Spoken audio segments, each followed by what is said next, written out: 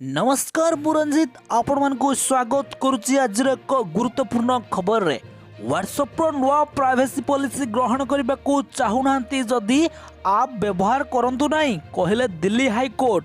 जदि आपण व्हाट्सएप नुआ प्राइवेसी पॉलिसी ग्रहण करने को चाहूना तेबे एही ऐप को व्यवहार करंतु नहीं।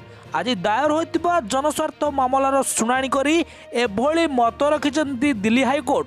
व्हाट्सएप नुआ प्राइवेसी पॉलिसी आसिबा परे व्यवहारकारी व्यक्तिगत तथ्य गोपनीय रहिबो ना नहीं एहाकु नै एबे वितर्क सृष्टि होई।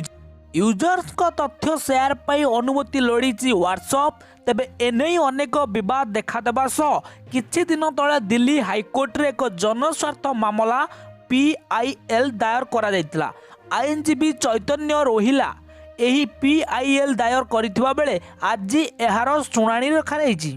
शुणाणी समय दिल्ली हाईकोर्ट जस्टिस संजीव सचदेवा कहते जे यह एक व्यक्तिगत आप एथिरे जोग दिंतु ना, यह एक स्वेच्छाकृत जिनिस को ग्रहण करंतु नाही।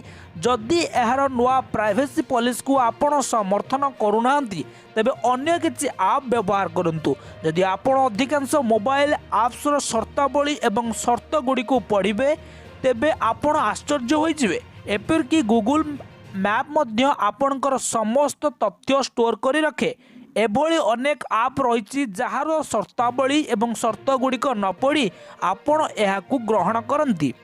कोर्ट मध्य एहा कहिसंती जे आवेदनकारी अनुजाई केउ तथ्य लीक हेबा नहीं से PIL दाखल करिसंती ताहा बुझा पड़ू नाही एवं एही प्रसंग उपरे विश्लेषण आवश्यक थिबारु एहार शुणाणी को जनवरी 25 को घुंचा जाउची।